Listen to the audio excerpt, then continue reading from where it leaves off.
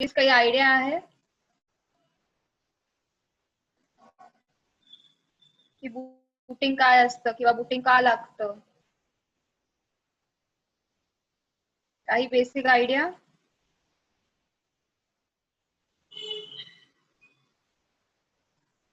Ma'am PC चालू होतो, जो बटन आपण ऑन करतो तो हा हा आपल्याला पूर्ण पूर्ण डिस्प्ले होईपर्यंत जी प्रोसेस होते त्याला बूटिंग प्रोसेस बोलतात ना.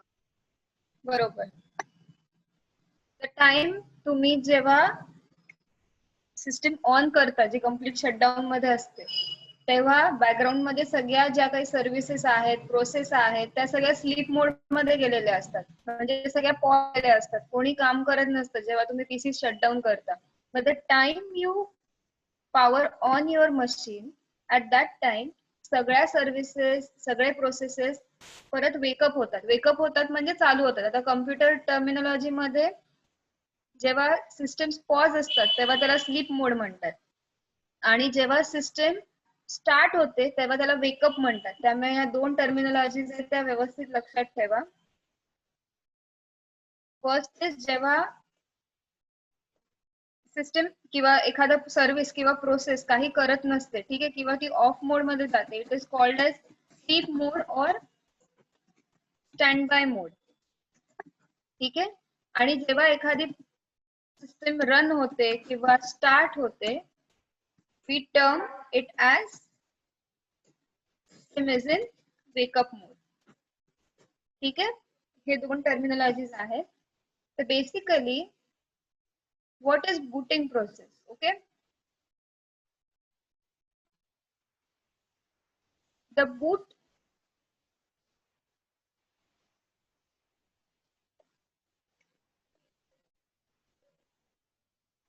जेव्हा तुम्ही पॉवर बटन प्रेस करता of your system, okay, after few moments तुम्हाला काय दिसतं?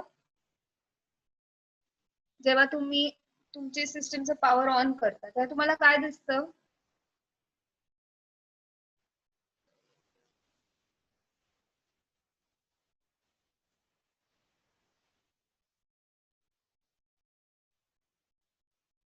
काय दिसतं तेव्हा तुम्ही पॉवर ऑन करता सिस्टम तेव्हा?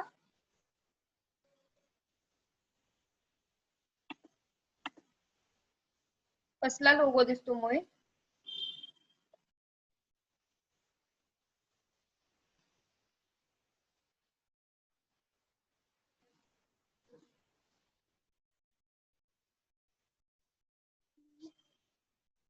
स्टार्ट होताना दिसतो मॅम. बूटिंग प्रोसेस म्हणजे काय येतं? सगळ्यात पहिले एक ब्लँक स्क्रीन येतं.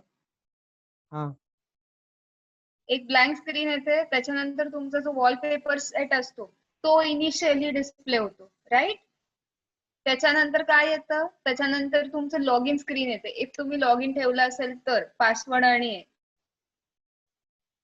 आणि जर नसेल ठेवला तर डायरेक्ट तिथे नाव येतं आणि साइन इन म्हणून येतं, किंवा डिरेक्टली तुमचं डेस्कटॉपचं स्क्रीन ओपन अप होतं. ज्या वेळेला डेस्कटॉपचं स्क्रीन ओपन अप होतं तेव्हा तुम्हाला काय दिसतं तिथे? You first see the menu bar below side. ठीक आहे. तुमचे जे काही ऍप्लिकेशन्स असतात सगळं तुमच्या डेस्कटॉपवर तुम्हाला दिसायला लागतं हळूहळू.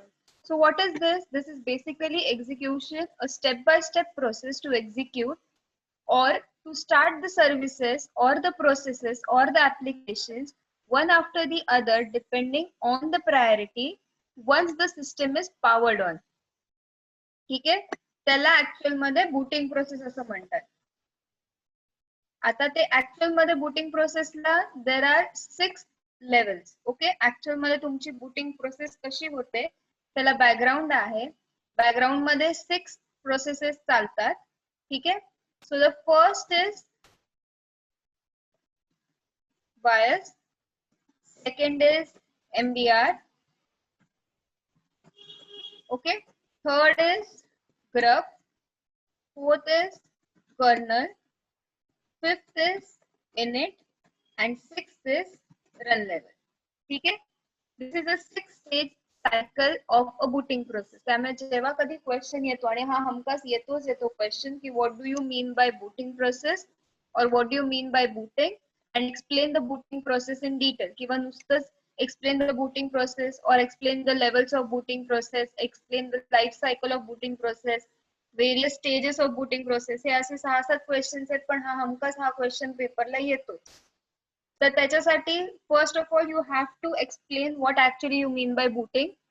यू कॅन एलॉबरेट, एक्झाम्पल घ्या की when you power on the system मग काय होतं, कसं होतं, कशा सिस्टम वेकअप होतात, यू कॅन गिव्ह दॅट. त्याच्यानंतर ड्रॉ अ डायग्रॅम. ठीक आहे, डायग्रॅम काढायची. ती डायग्रॅम इज व्हेरी सिम्पल. एक मिनिट, मी तुम्हाला पाठवते, आपल्या लिनक्सच्या ग्रुपवरती पाठवते.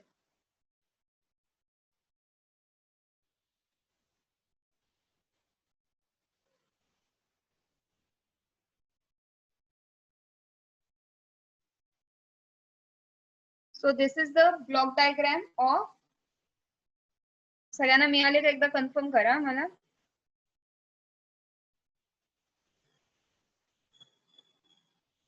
मिळाली आहे?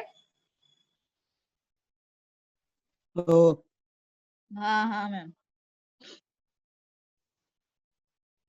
तर ही बेसिक डायग्राम आहे, ही तुम्हाला मस्त काढायची आहे. एक एक लाईन सोडून काढलीत तरी चालेल, कारण ही डायग्राम व्यवस्थित काढलीत की तुम्हाला बाकी काही लक्षात ठेवायची गरज नाहीये की बायस म्हणजे काय, एमबीआर म्हणजे काय, काहीच नाही. बिकॉज त्याच्या पुढेच तुम्हाला त्याचे फंक्शन्स दिसतात. So you can stretch your answer आरामात. एक एक पॅराग्राफ प्रत्येक ह्याच्यावरती तुम्ही स्ट्रेच करू शकता. ठीक आहे, फक्त ही डायग्राम काढताना व्यवस्थित एक लाईन सोडून असं स्पेस वगैरे घेऊन मस्त काढायची. म्हणजे दामिनी आणि मोहित कसं मोठ्या मोठ्या डायग्राम्स काढतात तसे पेपरमध्ये काढायचे, की फक्त डायग्राम वरती फोकस आला, डायग्राम व्यवस्थित असली की तुम्हाला तिथे मार्क्स मिळून जाते. ठीक आहे, तर first we will go for BIOS. ठीक आहे, BIOS stands for basic input output system. Okay, this stands for basic input output system.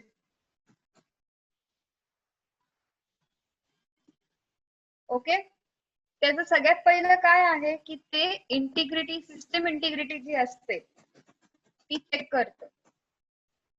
ठीक आहे, it checks the system integrity. म्हणजे काय सिस्टम इंटिग्रिटी म्हणजे काय? सिस्टम इंटिग्रिटी म्हणजे काय? It is basically nothing but the interconnection of the modules which are acting as an input किंवा output. ठीक आहे, जे काही तुमचे इनपुट आउटपुट डिव्हाइसेस आहेत, इनपुट आउटपुट ट्रान्सफर आहे, कम्युनिकेशन आहे, ते सगळं चेक करण्याचं काम बायस करतो. That is basic input output system. Okay, next is ते तुमचं it searches for the loads and executes the bootloader program. तुमच्या सिस्टम मध्ये किती ऍप्लिकेशन्स आहेत, किती प्रोसेसेस काल बंद करायच्या आधी रनिंग स्टेज मध्ये होते, किती प्रोसेसेस तुम्ही सेव्ह करून ठेवून दिलेले आहेत, किती प्रोसेसेस तुम्ही असेच ठेवले जे तुम्हाला एक्झिक्यूट करायचे, हा सगळा जो डेटा आहे, हे सगळं जे ट्रॅकिंग आहे प्रत्येक प्रोसेसचं, प्रत्येक ऍप्लिकेशनचं, that is going to be managed by this bootloader. Okay, so जेवढा लोड आहे, जे काही सर्चेस आहेत तुमच्या याच्यामध्ये की हा प्रोसेस कुठल्या लोकेशनला आहे, मग तो किती साईज आहे तुमच्या लोकेशनला, किती स्पेस लागते, हे सगळं बायस सिस्टम मॅनेज करतं. ठीक आहे,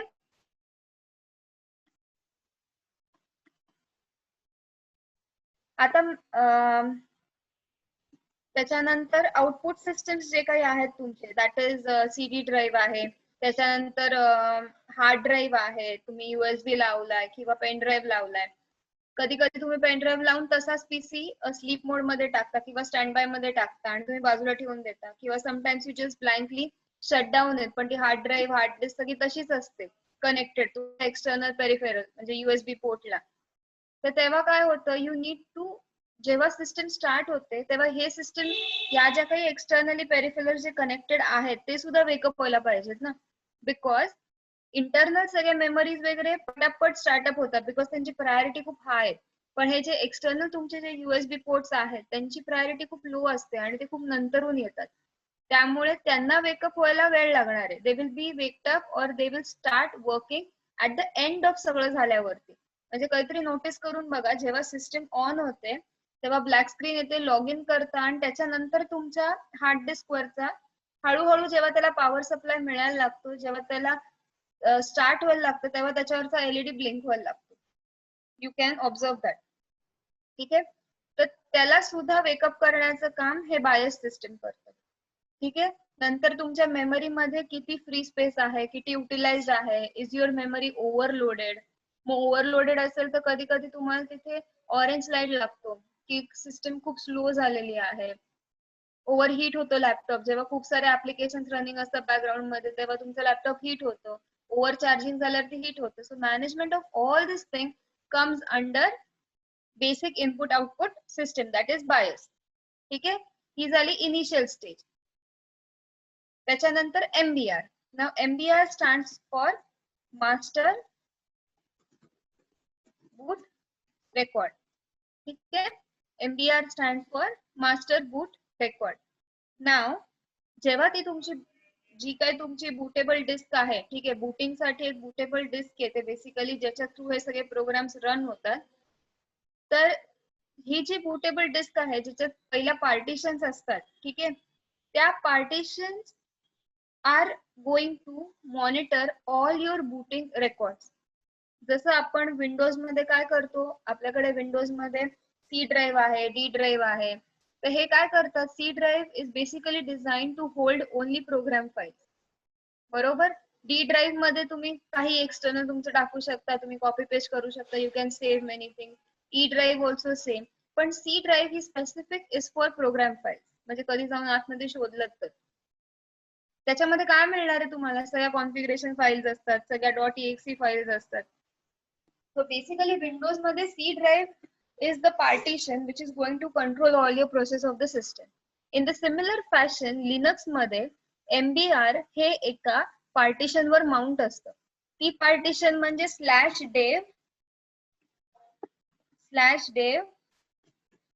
/dev/sda. ठीक आहे. ती पार्टिशन आहे. त्या पार्टिशन वरती ऍक्च्युअल मध्ये तुमचं बूटिंग प्रोसेस सगळं मॉनिटरिंग होतं. So that comes under MBR. Okay. Basic size of MBR is 512 bytes. 512 बाइट्सची ही फक्त पार्टिशन असते. ठीक आहे.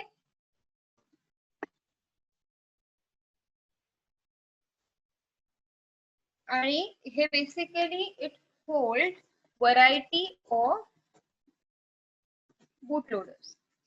आता बूट लोडर्स म्हणजे काय, boot loaders is nothing but a component you can say which is required for the booting of the system, which is actually been mounted on the partition. ठीक आहे. बूट लोडर हा असा कंपोनेंट आहे जे तुम्ही booting process साठी तुम्हाला very important आहे. There are various types of boot loader. एक म्हणजे लिलो आहे. ठीक आहे. Second is GRUB, then is GRUB 2, असे बरेच आहेत. ठीक आहे. So basically what we prefer is grub or grub 2. ठीक है. grub stands for grand unified bootloader.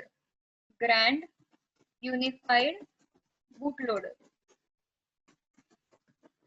हे बेसिकली आपण यूज करतो. This is a type of bootloader which is required and very important to initiate the booting process. जसं bias काय करत होतं की ते मॉनिटरिंग करायचं, इनपुट आउटपुट डिव्हाइसेस तुमचे जे काही आहेत ते त्यांना वेकअप करण्याचं काम बायसचं होतं इनिशियल स्टेजला. त्याच्यानंतर MBR which is already going to deal with your partition, जे partition which holds the boot loader. Okay. And now picture comes about the boot loader. So GRUB stands for grand unified boot loader. तर याच्यामध्ये basic काय असणार आहे की ह्याच्यामध्ये जे तुमचं इनिशियल स्क्रीन जे स्प्लॅश होतं, that is your desktop screen with all the applications, याचे सगळे इमेजेस, कर्नलची सगळी फंक्शनॅलिटी, की कुठला टास्क कधी एक्झिक्यूट होणार आहे, कुठल्या सिक्वेन्स मध्ये होणार आहे, आणि प्रत्येक इमेज डिस्प्ले व्हायला किती वेळ लागतो, किंवा एखाद्या आयकॉन वरती, एखाद्या ऍप्लिकेशन वरती क्लिक केल्यावरती, ते क्लिक केल्यावरती किती सेकंड्स मध्ये इट शुड ओपन अप, हे सगळ्याचं मॉनिटरिंग और सगळ्याचं वर्किंग हे ग्रब फाईल मधून होतं. ठीक आहे. त्याची कॉन्फिगरेशन फाईल पण आहे. and that is very important because सगळा data तिथे stored असतो. This is the configuration file of grub, that is the bootloader, that is /boot/grub/grub.conf. ठीक आहे. त्याच्यानंतर जेव्हा एकदा हे फंक्शनल झालं की किती वेळ लागणार आहे इमेजला, at that time whatever you are allocating goes to directly kernel. त्या इन्स्ट्रक्शन सगळ्या कर्नल वर जातात. आता कर्नल तुम्हाला सगळ्यांना माहिती आहे ऍक्च्युअल मध्ये काय असतं. It is basically the heart of the operating system. It helps all the processes to run nicely. प्रत्येक त्याला इनपुट घ्यायचं, रिस्पॉन्स करायचं, प्रोसेस करायचं, हे काम कर्नल करतं. ठीक आहे. It consists of all the drivers, all the file management, all the process management, all the memory management, partition management, सगळं कर्नल करतं. Next comes the init process. Okay. आता init process म्हणजेच बेसिकली रन लेवलचं आहे. Getting it. आता याच्यामध्ये simple काय सांगायचं की in Windows what you do if you want to restart your system, what you म्हणजे तुम्हाला जर स्टार्ट करायची असेल सिस्टम, तुम्ही काय करता, प्रोग्राम मध्ये जाता किंवा स्टार्ट करता किंवा इथे पॉवर बटन असतं, you press that your system start. If तुम्हाला शटडाऊन करायचं असेल, प्रोग्राम मध्ये जाता, तिथे आयकॉन येतो shutdown, you press shutdown, system shutdown होते. तुम्ही प्रोग्राम्स मध्ये जाता, यू प्रेस रिस्टार्ट, तुमची सिस्टम रिस्टार्ट होते. Right. There are various shortcuts also की तुमचं रिफ्रेश करायचे असेल सिस्टम तरी you keep pressing function plus F5 और Alt F5 तुम्ही हे प्रेस करता. So this goes for refresh. So there are various commands किंवा तुम्ही एखाद्या प्रोग्राम वरती क्लिक करता. But this goes for Windows. Linux मध्ये असं नसतं. लिनक्स मध्ये तुम्हाला ऍक्च्युअल मध्ये कमांड रन करायला लागतात, तेव्हाच कुठे तुमची सिस्टम ऑन होते किंवा ऑफ होते. ठीक आहे. So these are the basic init processes. ठीक आहे. जर तुम्हाला सिस्टम हॉल्ट मोड मध्ये म्हणजे बेसिकली स्टँड बाय मोड मध्ये टाकायचं असेल तर you will have to make the value, ही कॉन्फिगरेशन फाईल आहे. ठीक आहे. /etc/init टॅब याच्यामध्ये जायचं. त्याच्यामध्ये बाय डिफॉल्ट व्हॅल्यू सेट असतात. ठीक आहे. ती सेट असणार आहे 3 ला. Value will be set to 3. But तुम्हाला जर स्टँड बाय मोड मध्ये सिस्टम टाकायची असेल तर you will have to go in /etc/init tab. ते पण कसं जायचं, vi/etc/init टॅब. हा, याच्या आत गेलं you will be able to set the value. You can set it to 0. मग तुमची सिस्टम स्टँड बाय मोड मध्ये जाईल. If you want to make it as a single user mode म्हणजे फक्त तुम्हीच वापराल असं जर हवं असेल on one single network, you will set the value for 1. If you want multi user to access, okay, but without NFS. NFS म्हणजे network sharing होणार नाही.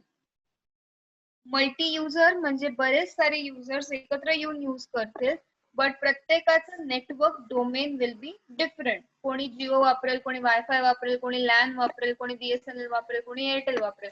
दे all are not connected through the same network, but they are working on the same functionality. Then you can set the value to 2. If suppose तुम्हाला असं वाटलं की फुल multi user मोड द्यायचा आहे, that means सगळेजण एकाच नेटवर्क वरती काम करतील, then you can set the value to 3. Fourth is reserved. Okay, fourth is being reserved. It's not in use.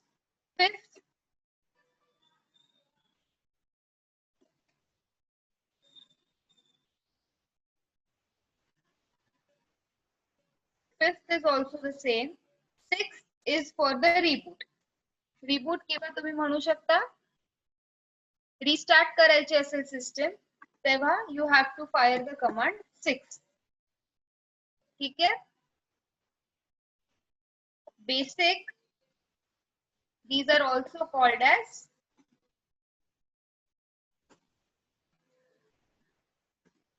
run levels. ठीक आहे. त्याची कॉन्फिगरेशन फाईल असते /etc/init.d किंवा /etc/rc.d. ही रन लेवलची कॉन्फिगरेशन फाईल आहे. ठीक आहे.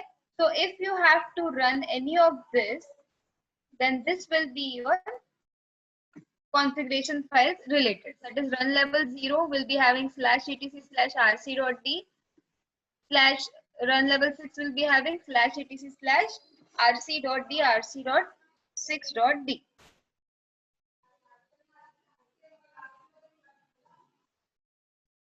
ठीक आहे. तर बूट प्रोसेस म्हणजे बेसिकली काय,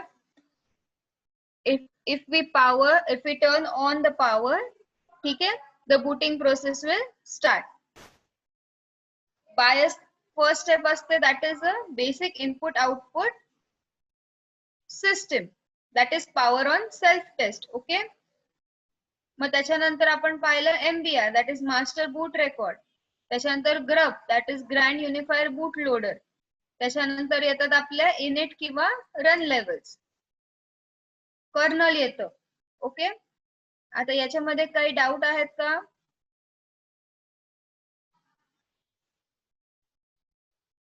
आणि रन लेवल 5 जी आहे, that is being used for multi user with GUI, and mostly we prefer run level is by default set to run level 5. It is basically set to rc.d, rc5.d. ठीक आहे. समजलंय?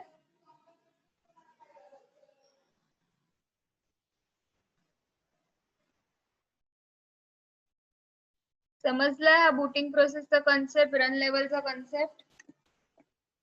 नक्की काय doubt असतील तर आताच विचारा.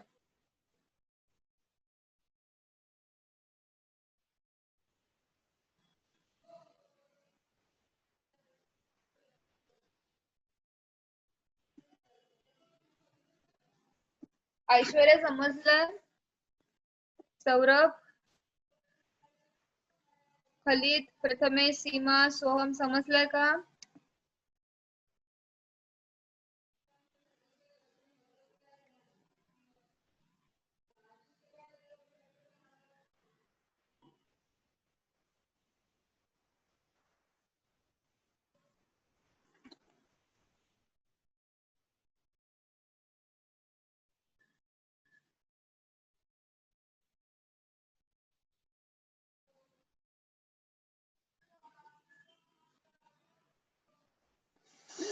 Okay fine. मग आता इथे युनिट 1 संपलाय तुमचा. तर काय डाऊट असतील अख्खे युनिट 1 मध्ये तर सांगा मला.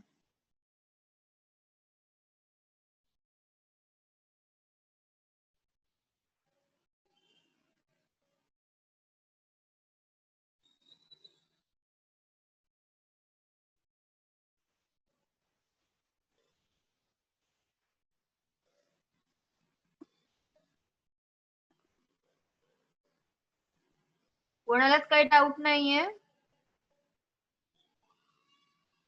असाइनमेंट घ्या युनिट 1 वरची. First question,